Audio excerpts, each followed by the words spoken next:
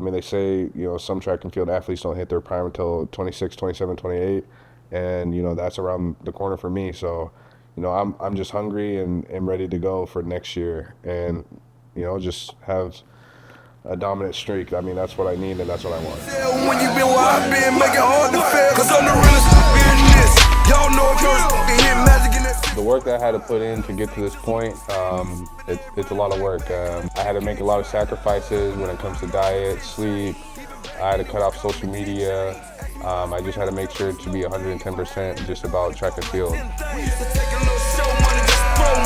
If it's on the flow, it's the flow money. If you brought it out when you got it from the then that's why they call it flow money. Still a realest business. Y'all know. So the fine-tuning stuff that I had to do before the Olympics was more so me working on my blocks. That's something where I've always needed to improve on.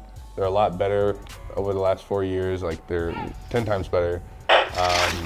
But for me, it was just, hey, I know I'm physically capable of hitting these times, but if I can work on the small details, then I can be more consistent and I can get the job done when I execute the race.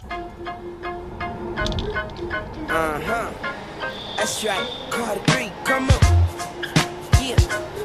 Kenny, good luck to you. I'll be watching. All right. Come go with me. So the trip to getting to Paris was quite annoying. The flight, the trip just to get over to Paris wasn't as smooth as I hoped it would have been. Ended up being stuck in Atlanta for a day and a half.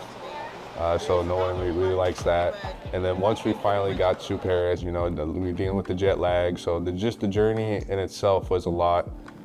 Put a toll on the body, had to make sure to recover, sleep pretty much half the day for the last 2 days and get on the Paris time because it's 6 hours ahead.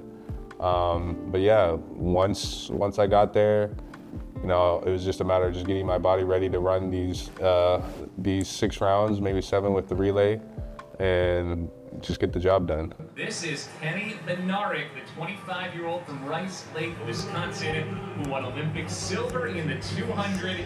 He has been a mainstay on the U.S. 200 team. This is his first time making the 100-meter team, but he said, don't think of me as a 200-meter runner. He is just as confident in this event. To be honest, I did want to make a statement, but I didn't want to go that fast initially. Now you see Bednarek, and he is in control and did not have to go deep into the reservoir with a 9:96, the fastest time so far. Hello, Kenny. He looks so good. Me and my coach have a game plan, and what we wanted to do is take control of the field from the get-go and see how much energy we can conserve at the end. And that's pretty much what I did. I was going and it felt easy. And as soon as I wanted to let off the gas a little bit, then Esme was right next to me, so I had to make sure just to kind of keep the pace up a little bit. But the main thing I got from the first round was that it felt easy, and that's all I really needed to know. Like, hey, I'm ready to go, and let's get on to the next round.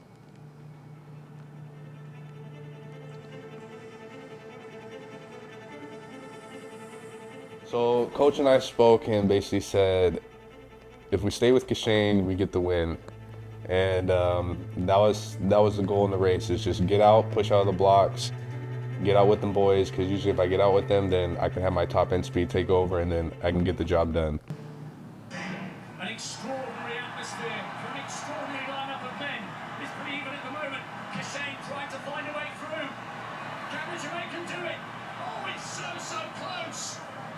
So as soon as the gun went off, I didn't really do what I needed to do. Everybody had a really good start. I had an okay start. So by then, I was in position to let my top end speed take over and get the job done. But it was kind of a case where, you're in the finals and you want it bad. And for me, I try to, get into an extra gear. Instead of being patient, I try to force it, and then with that, I tightened up a little bit. But yeah, just the whole thing about that finals is kind of bittersweet. I didn't get the job done, and then coach and everybody else, told me about how that's the fastest finals in a while. And yeah, it's just, I'm happy to be part of history. But yeah, the job's not done yet. I want gold medals. I don't want to get a 7th place replacement, you know. I guess that in a way kind of just helped me like look at it and say, hey, you know, we ran 9.8. Any other year I would have medaled. And the best thing that I do best is show up when it counts, no matter what. I'm consistent as can be. And yeah, I mean, next year I'm gonna be right there and I'm gonna get the job done. I'm gonna run faster than what I did in this finals.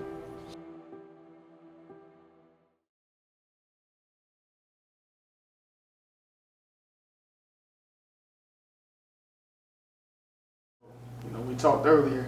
I saw a different look in your eyes once that 200 meters started. Talk to me about where your head was at. I want revenge. Truth's about you. Okay, so going into the 200, my mindset was, you know, hey, let's get this win, take it round by round, and get out on the turn, eat up the turn, and maintain the lead, see exactly where everybody else is at by 50, and, you know, let off the gas if I can. So I ended up running 1997, which was not the goal. I actually wanted to run, you know, 20 point whatever, because, you know, after running all the rounds, we're all about conserving as much energy as we can until the finals. And the only reason why I went so fast is because the comp decided to go fast. Ogando, I've been in every round with him, it seems, for the past 4 years, and he's someone who always wants to ramp it up a little too early. So as soon as I got off the turn, I was looking, and I was like, all right, slow down. And then he did it. I'm like, damn it, man. And it's not where like, hey, I can run whatever I want in the first round, but at the end of the day, you know, we have energy reserve, and I'm trying to make sure to have that energy to the fullest by the time I get into the finals. But yeah, it wasn't really a statement. It was just more so like, hey, execute the race and just get the win, so I can make sure to get a good lane for the next round. Now he has all his experience to go with it. This man says he's ready to win. And I was excited. I mean, that was my main event. You know, the 100 I'm still working on, but the 200 is my baby. And I knew that I was capable of just getting the gold medal. So as soon as, you know, they called my name, you know, trying to engage the crowd a little bit, and I just wanted to have fun, no stress at all. The 100 meter was more stressful than the 2 for me, so I was just out there having fun. So while I was sitting in the blocks, only thing I was thinking about was executing. Other than that, there was nothing. It was just complete silence, just waiting for the conductor to, you know, say set and go. So that's pretty much what I was doing. I was just keeping it simple. I mean, this is my race. This is, you know, the moment I've been waiting for, and, you know, all I was waiting for is just to execute the race, and that was it. And as soon as the gun went out, it's same routine as usual, making sure to get out of the turn, and that's what I did. It was kind of like a out-of-body experience. I mean, when I'm in that flow state, as soon as I get on the turn, it feels easy, and I mean, I put my best foot forward. And so coming off the bend, I was in good position, and, you know, Tobogo ran a better race that day.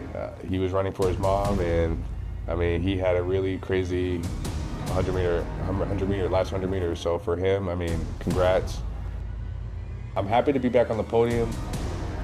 The LA, that's mine. I'm getting 3 gold medals next time. I mean, like I said, it went. Train with them, like the 2 of them are. Yeah. I know the history behind it. We haven't been able to medal in a while. I forgot the exact date, but for me, I just wanted to make history, you know, get a gold medal. We knew that the team that we had constructed was capable of getting the job done. All that we really needed to do was just focus on the handoffs. Since 2000, explodes into life. Start by Kennedy on the outside with Brown. God damn. He chose for me to be second, Fred to be anchor, and like I said, we were confident. And you know, whatever happened, but I was just more devastated for my team. I mean, I've trained with Kyrie. I know what he's been through. He wasn't there for an individual race, so that was his moment to shine. Same with Coleman. He's my teammate now, but same situation. You know, he was there for just that event. And yeah, that's what kind of kills me about the situation. It's just blew it, and we got another 4 years to wait. And yeah, just as bad as you could hope without it falling on the ground for the American. I'm sorry that, you know, that situation happened. You know, my split, my decision of going off kind of messed up the whole equation of the relay. And yeah, we just got to move on from this situation. And like I said before, we know what happened, and it won't happen again. We'll be better for it.